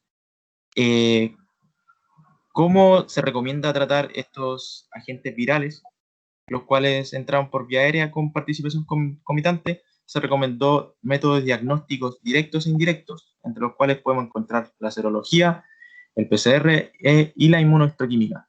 Pero eso no es tratamiento. Tú me dices cómo se conviene tratar estos agentes. No. Ah, sí, no, identificar, perdón. Identificar, diagnosticar, porque aquí estamos diciendo que hay una mezcla entre algo crónico, que puede haber sido por algo bacteriano o viral, pero aquí me dice que las lesiones de tipo viral son las más frecuentes, ¿cierto? Sí. Ya, entonces ahora nos queda ver qué hacemos o sea, ya sabemos que es algo viral, entonces ahora hay que ponerle nombre a ese virus, po. Y para eso tenemos que recurrir a otros métodos que son PCR o inmunohistoquímica. Ya. Gracias, profe. Bueno, los sincitios encontrados indican fragmentos de células producto de necrosis, evidenciándose una posible participación de virus sincitial, respiratorio bovino y para influencia tipo 3. Bueno, no se encontraron cuerpos de inclusión indicativos de replicación viral. Bueno, en esta imagen en esta imagen podemos ver el aplanamiento del epitelio de las vías respiratorias, la cual nos indica con las flechas, con las flechitas azules, pigmentos derivados de hemoglobina. Y la flecha que dice VAL, el cual corresponde a pigmentos derivados de hiperplasia de VAL. O sea, se ven aumentado el número de células linfocitos ahí. Y aquí no se habla de pigmento. No son pigmentos. Son las células nomás. Son los núcleos son los núcleos celulares de las células inflamatorias, que son el VALT, y el tejido linfático asociado a mucosas respiratorias, o el epitelio, ¿ya? No, aquí no estamos hablando de pigmentos. Comprendo. Bueno, a modo de discusión, tenemos que en el 48% de los animales no están clínicamente sanos al momento de ser sacrificados. Además, poseen enfermedades con impacto negativo en su potencial productivo. Ya, imagínate, por los 48, la mitad de los animales no estaban clínicamente sanos. Todos tenían alguna cosa respiratoria. Claro. Al momento del sacrificio. O sea, era esperable encontrar entonces una gran cantidad de lesiones. Y esas lesiones, ¿qué dijimos que eran? ¿De qué origen? ¿Probable? Viral. Viral. ¿Y cuáles son y por qué tú le echas la culpa a algo viral? Según lo que dices. Que estaban a nivel intersticial. Porque la inflamación a nivel intersticial. ¿Y con qué más te encontraste en el artículo que han encontrado los autores? ¿Qué más viste en las muestras? Que era un gran porcentaje. Neumonías broncointersticial. No, pero aparte, uno que tenía un alto porcentaje que te dije yo. Alto porcentaje. Sí, había unas lesiones que eran de un 60%, donde perdíamos información porque no sabíamos lo que pasó. Pero fibrosis. Fibrosis, ¿es un proceso de qué tipo? ¿Agudo o crónico? Tipo crónico. Ya, perfecto. Ahora lee esto y trata de darle un sentido a todo lo que hablamos recién. Léelo. Ya. Bueno, hubo infiltrado mononuclear, el cual indica participación de la respuesta celular y humoral del sistema inmune, indicando un proceso crónico. Crónico, ya. ¿Sigo? Sí, claro, continúa. Los patrones supurativos indicaron procesos agudos bacterianos. Las neumonías mixtas indicaron procesos inflamatorios crónicos. Bueno, y los agentes virales, el PI3 y BSRB, no tienen relevancia clínica, pero están acompañados de factores predisponentes y de riesgo si la tienen. Pueden predisponer a otros agentes infecciosos. Un adecuado manejo sanitario, nutricional y control de factores de riesgo y predisponentes son de vital importancia para prevenir las enfermedades de curso largo diagnosticadas en estos bovinos. Un adecuado manejo sanitario. Por eso te decía que la información que nos está dando el encontrar tantas muestras con tejido conectivo nos está diciendo que en los predios donde vienen las vacas no se hizo tratamiento. ¿Me entiendes? Sí. Porque hay neumonías agudas que no fueron tratadas. Entonces el tejido se destruyó y se fibrosó. Y yo lo vengo a encontrar ahora cuando hago las muestras de pulmón. Entonces, por eso es importante, porque uno tiene que hacer ese informe y al tener la trazabilidad, tú sabes de dónde vienen los animales. Y como sabes de dónde vienen, ahora tienes que actuar, pero actuar con las vacas que están creciendo recién en ese predio. Por eso tú le dices, un adecuado manejo sanitario, nutricional y control de los factores de riesgo son de importante importancia para prevenir enfermedades de curso largo diagnosticadas en estos bovinos. Enfermedades de curso largo. Eso me lo dijeron las muestras con tejido conectivo, las muestras que tenían estos procesos bacterianos crónicos, esta gran cantidad de células que dice infiltrado mononuclear, que esto también es característico de un proceso crónico. ¿Me entienden? Sí, profe, voy entendiendo. Ya, perfecto. Ya. Conclusión final. Bueno, a modo de conclusión, tenemos que gracias a este estudio se lograron encontrar hallazgos causados por un virus, donde las muestras fueron diagnosticadas en bloques de parafina mediante inmunohistoquímica, dando a conocer el agente etiológico en el tejido pulmonar, involucrando en la enfermedad respiratoria las alteraciones que provoca y el origen del mismo. Bueno, esta conclusión lo que nos quiere decir es que gracias al estudio se lograron identificar los diferentes agentes, dónde eran los lugares que interactuaban más estos agentes y saber el origen también de estos mismos. Ok. Y también ahora el grado de cronicidad, igual que con el que actúan estas diferentes combinaciones de agentes que se encontraron. Claro, porque eso es como una de las particularidades que tiene el síndrome respiratorio, ¿cierto? Que Claro. hay tantos involucrados que finalmente es un proceso que se prolonga y se prolonga, porque hay infecciones secundarias, puede partir como una infección viral, pero se contamina con una infección secundaria bacteriana. Hay bacterias que son normales, pero proliferan, y en eso puede crecer otro agente infeccioso, y ahí el proceso se alarga.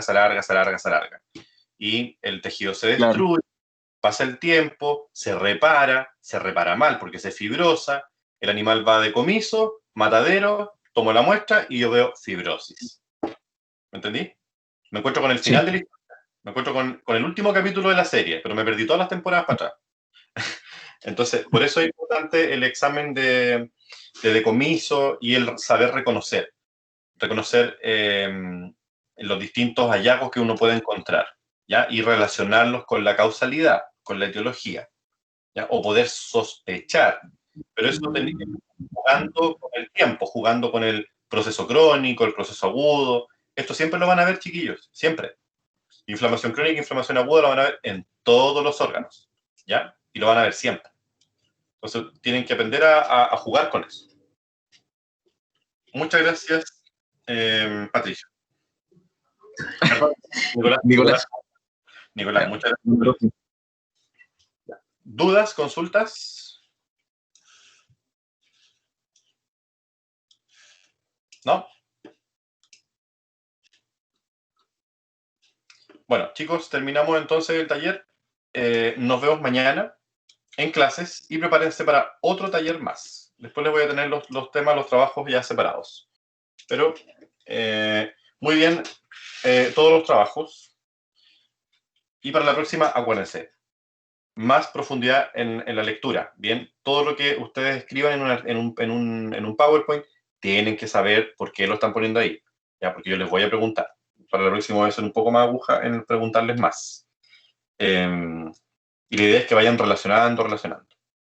Ya, chicos, muchas gracias por el tiempo, que nos pasamos harto. Nos vemos mañana. Que estén muy bien. Chao, profe. Chao, nos vemos. Chao, profe. Chao. Chao, profe, que esté bien. Igual ustedes nos vemos mañana. Chao, profe. Chao. Ya, ven a decirle chao. Chao, nos vemos. Me apuesto que es la alumna más concentrada que tengo. Ya, nos vemos. Chao.